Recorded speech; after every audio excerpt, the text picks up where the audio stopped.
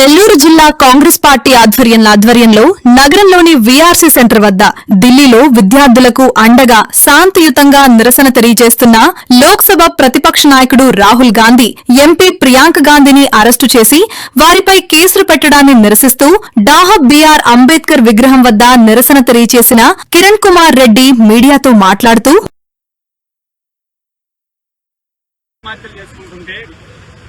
అదేవిధంగా కోచింగ్ సెంటర్లకు ఈ దేశంలో తల్లిదండ్రులు పెట్టేటటువంటి ఖర్చు దేశ విద్యా బడ్జెట్ కన్నా కూడా ఎక్కువ ఉండడం, ఇలాంటి అంశాలు కలిచివేస్తుంటే దానికి మద్దతుగా విద్యార్థులకు అండగా కాంగ్రెస్ పార్టీ రాహుల్ గాంధీ గారు కావచ్చు, ప్రియాంక గాంధీ గారు కావచ్చు, ఎంపీలందరూ కూడా నిన్న ప్రధానమంత్రి నరేంద్ర మోడీ గారి ఇంటి వద్దకు వెళ్లి మీరు ఈ ప్రశ్నలకు సమాధానం చెప్పాలి, దేశ యువత మొత్తం కూడా ఆందోళనలో ఉంది, విద్యార్థులందరూ కూడా అభద్రతా భావంలో ఉన్నారు, నీటి ప్రశ్నాపత్రం లీకేజీకి సంబంధించి కావచ్చు, విద్యాశాఖ మంత్రి ధర్మేంద్ర ప్రధాన్, ఎందుకంటే నేషనల్ టెస్టింగ్ ఏజెన్సీ అనేది ఈ దేశంలో ఉండేటటువంటి అన్ని పరీక్షలకు సంబంధించినటువంటి testing NTA national testing agency Dharmendra Pradhan గారి ఆధ్వర్యంలో ఉంటుంది.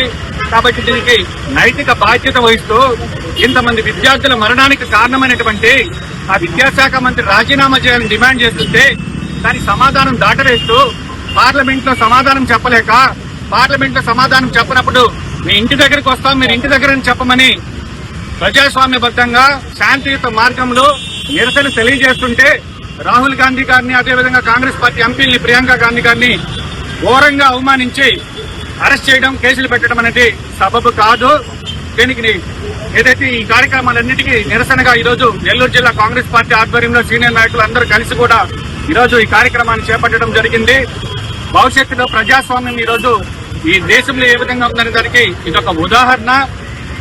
ఏదైతే గాంధీ గారు స్థాపించినటువంటి కాంగ్రెస్ పార్టీ శాంతియుత మార్గంలో నిరసన తెలియజేస్తుంటే వాళ్ళ మీద కేసులు పెట్టడం, ఈరోజు ఆంధ్రరత్న భవన్ అనేటువంటి విజయవాడలో కాంగ్రెస్ పార్టీ ఆఫీస్ మీద బీజేపీ కార్యకర్తలు వచ్చి దాడి చేయడం, అదేవిధంగా నెల్లూరులో చూస్తే కాంగ్రెస్ పార్టీ ఏదైనా ఒక ప్రెస్ మీట్ పెట్టి ఆ వార్తలు ప్రచురిస్తే ఆ వార్తలు ప్రచురించినటువంటి పత్రికలకు నోటీసులు ఇచ్చి వాళ్ళని పోలీస్ స్టేషన్ లో పిలిపించడం, ఇట్లాంటివన్నీ కూడా ప్రజాస్వామ్యానికి సిగ్గుచేటు.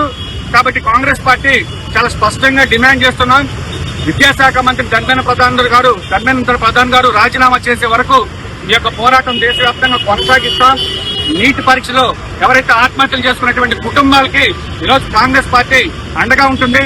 అదేవిధంగా కేంద్ర ప్రభుత్వం నైతిక బాధ్యత వహిస్తూ ఆ కుటుంబాలను ఆదుకోవాలి. కాబట్టి కాంగ్రెస్ పార్టీ ఆధ్వర్యంలో రాబోయే రోజుల్లో కాంగ్రెస్ పార్టీ ఫ్రంటల్ ఆర్గనైజేషన్ తో ఇటు విద్యార్థి సంఘాలతో కావచ్చు, అదేవిధంగా మహిళా కాంగ్రెస్ వీళ్ళందరూ కూడా కలిసి పెద్ద ఎత్తున త్వరలో ఉద్యమం చేయబోతున్నాం. విద్యార్థులందరూ కూడా మనోధైర్యాన్ని కోల్పోవద్దు, కాంగ్రెస్ పార్టీ మీకు అండగా ఉంటుంది. ఖచ్చితంగా రాబోయే రోజుల్లో బీజేపీకి ఇట్లాంటి కార్యక్రమాల వల్ల దేశంలో ఇప్పటికే మసకబారిపోతుంది.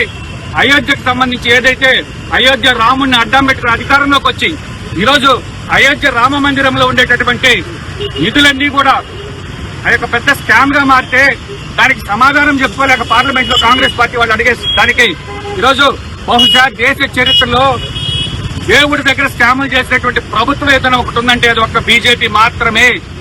అయోధ్య రామ మందిరంలో ఎంతో మంది మత విశ్వాసంతో ఇచ్చినటువంటి కానుకలు కావచ్చు, వెండి కావచ్చు, బంగారం కావచ్చు, డబ్బులు కావచ్చు, వీటన్నిటిని కూడా దోచుకునింది ఒక్క బీజేపీ వాళ్ళు మాత్రమే.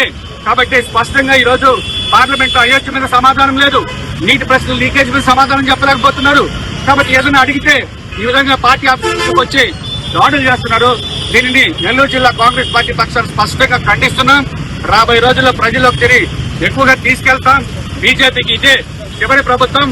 ఖచ్చితంగా రాబోయే ఎలక్షన్ లో రాహుల్ గాంధీ గారి నాయకత్వంలో కాంగ్రెస్ ప్రభుత్వం ఈ దేశంలో ప్రజాస్వామ్యబద్ధంగా ఎన్నుకోబడటం జరుగుతుందని తెలియజేస్తుంది.